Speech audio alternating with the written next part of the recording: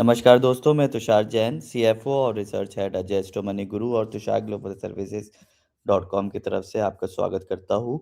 मैं SEBI registered research analyst. आज 21 मार्च सन 2026।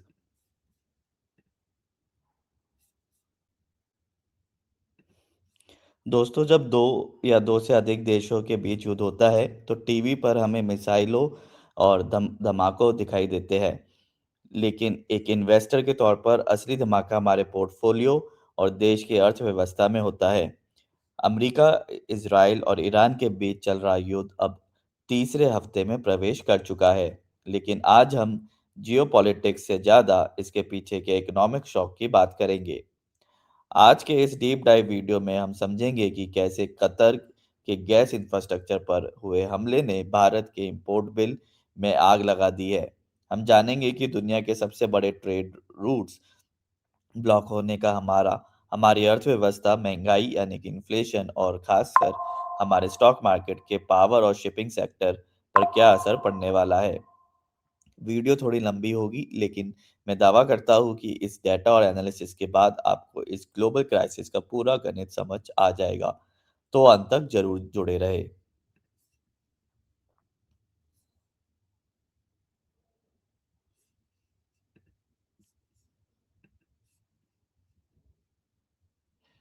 शुरुआत करते हैं उस झटके से जिसने ग्लोबल एनर्जी मार्केट की नींव हिला दी है। हाल ही में ईरान की मिसाइल स्ट्राइक्स ने कतर के रास लैफेन इंडस्ट्रियल सिटी को भारी नुकसान पहुंचाया है। यह दुनिया का सबसे बड़ा एलएनजी एक्सपोर्टर हब है। इस हमले की वजह से रास लफान की लगभग 17% कैपेसिटी रातों रात ऑफलाइन हो गई है। इसका मतलब है कि मार्केट से लगभग 12.8 मिलियन टन गैस हर साल के लिए गायब हो गई है। अब आप पूछेंगे कि कतर में धमाका हुआ तो भारत को क्या चिंता है? चिंता बहुत बड़ी है दोस्तों। भारत अपनी कुल एलएनजी का लगभग 47% हिस्सा केवल कतर से इंपोर्ट करता है।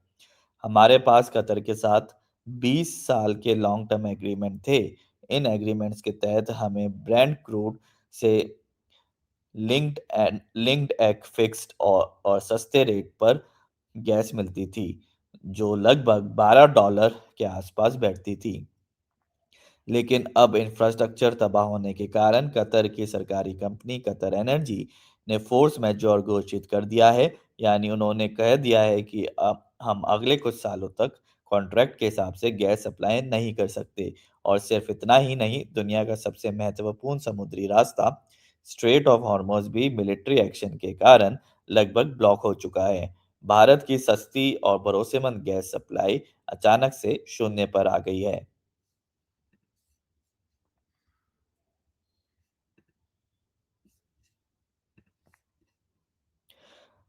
अब जब कतर से गैस नहीं आ रही है तो भारत को अपने कारखाने चलाने के लिए गैस कहीं और से तो लानी पड़ेगी। इसके लिए हमें स्पॉट मार्केट में उतरना पड़ रहा है, जहां हर जहाज के लिए चीन, जापान और यूरोप जैसे देशों के साथ बिडिंग वॉर लगानी पड़ रही है। हमारे पास मुख्य रूप से चार विकल्प है और चारों ही हमारी जेब काटने वाले हैं। पहला विकल्प है अमेरिका यानी कि यूएसए। अमेरिका दुनिया का सबसे बड़ा एलएनजी निर्यातक है। शांति के समय में अमेरिका से जहाज स्वीज कैनाल होते हुए 25 दिन में भारत आ जाते थे।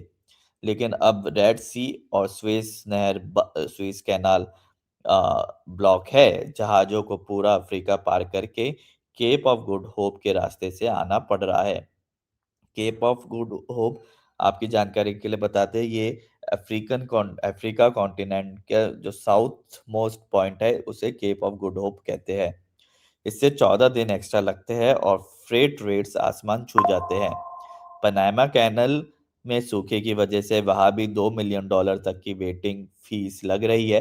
नतीजा, अमेरिका की गैस भारत पहुंचते पहुंचते अपने बेस प्राइस से लगभग 150 से 160% तक महंगी हो जाती है, जो कि लगभग $30 बैठती है, जो कि अ, काफी अधिक है कतर से आ रही गैस के मुकाबले, जो कि $12 पड़ती थी।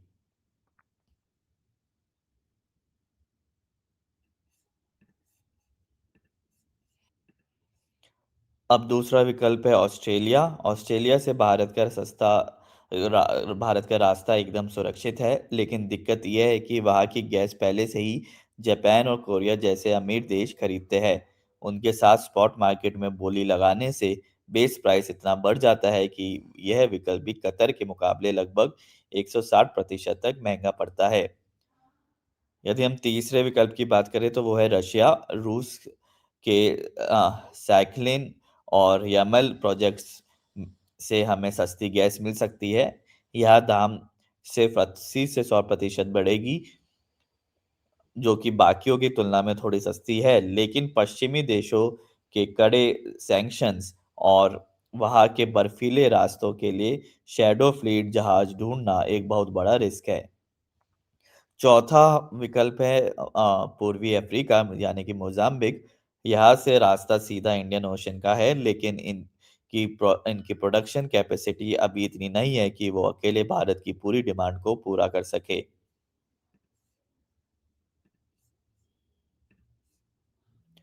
अब आते हैं उस हिस्से पर जिसका आपको बेसब्री से इंतजार था। एज ए रिसर्च एनालिस्ट मेरा मुख्य फोकस ये है कि इस जियोपॉलिटिक क्राइसिस का आपके पोर्टफोलियो और भारत के मैक्रो इकोनॉमिक्स पर क्या असर पड़ रहा है, इसे 3 पॉइंट्स में समझते हैं। हमारा भारतीय क्रूड बास्केट लगभग $142 प्रति बैरल को पार कर चुका है। इसका सीधा मतलब है कि हमारा इंपोर्ट बिल फट चुका है, जो डॉलर के मुकाबले रुपये को कमजोर करेगा। इसके कारण भारत में इन्फ्लेशन, जो कुछ समय पहले तक कंट्रोल में थी, वो फिर से बहुत तेजी से ऊपर जाने की संभावनाएं हैं। स्टॉक मार्केट में भारी गिरावट आ रही है, खासकर Nifty, Nifty bank, Nifty IT जैसे सेक्टर्स में भारी बिकवाली देखी जा रही है। गैस की कमी के कारण देश में इंडस्ट्रियल एलपीजी का भारी संकट आ गया है। इसके अलावा नेचुरल गैस का सबसे बड़ा इस्तेमाल यूरिया और फर्टिलाइजर बनाने में होता है।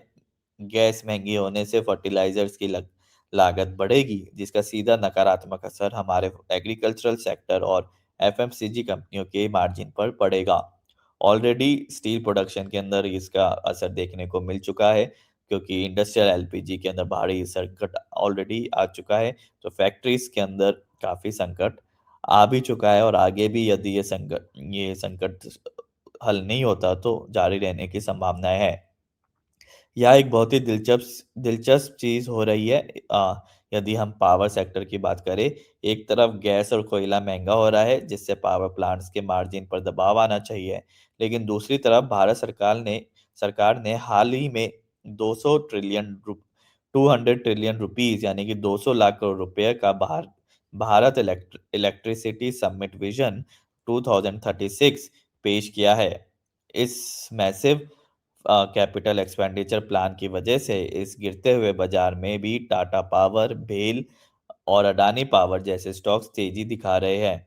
Long term structural theme short term जियो पॉलिटिकल टेंशन पर भारी पड़ रही है।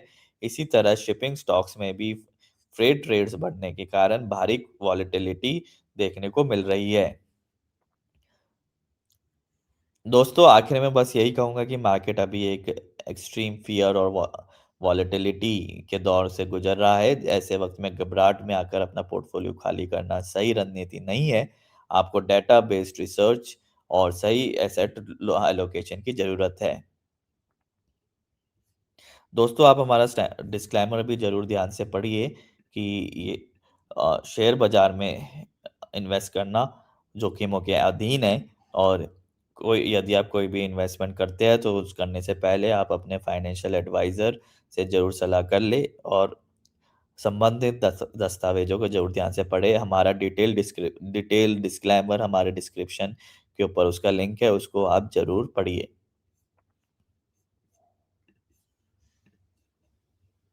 अगर आपको ये वीडियो पसंद आया तो इसको लाइक करें, अपने दोस्तों के साथ शेयर करें ताकि उन्हें भी असली ग्राउंड रियलिटी का पता चल सके। और हाँ, अगर अभी तक आपने अजय अजय एस्ट्रो मनी गुरु चैनल को सब्सक्राइब नहीं किया है, तो अभी सब्सक्राइब बटन दबाएँ और बेल आइकन ज़रूर प्रेस करें।